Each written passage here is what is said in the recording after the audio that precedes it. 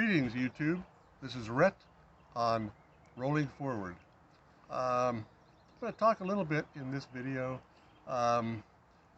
in the hours, really, leading up to the automobile accident, the days preceding, the few days preceding the automobile accident, and then kind of setting that stage for the actual crash.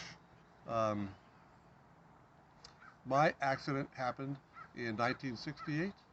I was a sophomore in high school, 15 years old, almost 16.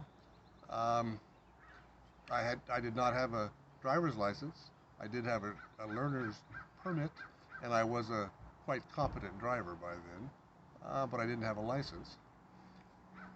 And how is it that I was in that car on that day in 1968?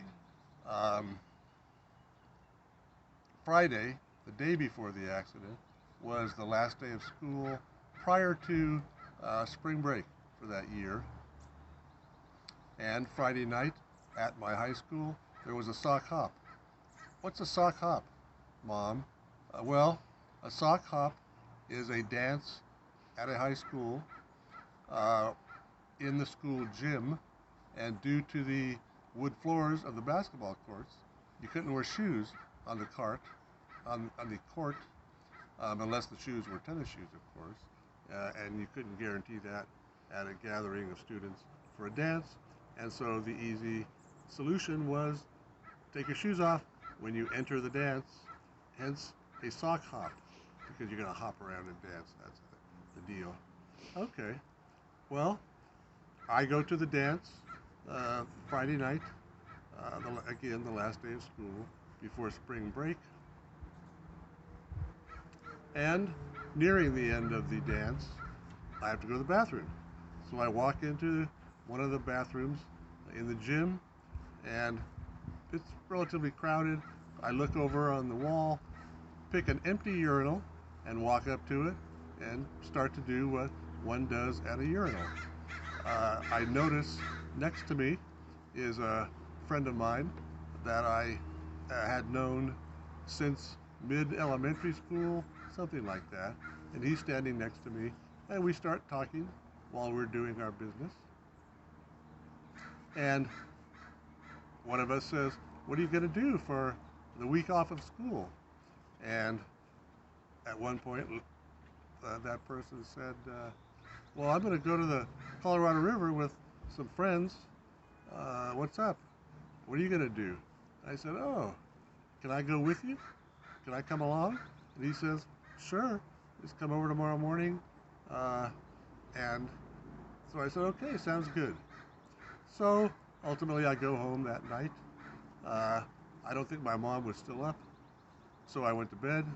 The next morning, I said, "Hey, Mom, can I go to the Colorado River today, go camping for a few days and looking at girls at the river in the sun?"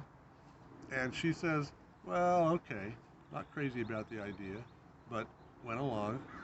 I went out to the food cupboard in the garage, packed a grocery bag full of beef stew, jelly, peanut butter, jars of food, cans of food, excellent camping material. Went up, probably packed a couple of pairs of pants, some swimming trunks, that's about it. And then I walked over to my friend's house. Something that can be part of a traumatic injury such as this, with large ramifications, lifelong lasting ramifications of paralysis, there can be guilt with some people involved. That's something that I will address separately and in great detail.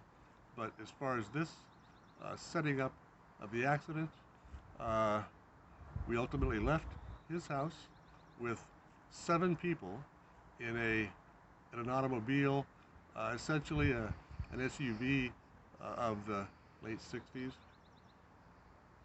and took off driving.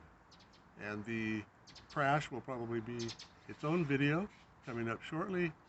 And at this point, I think I'll say thank you for watching, and I hope you come back for more. Please click subscribe and like. And YouTubers, thank you and ciao.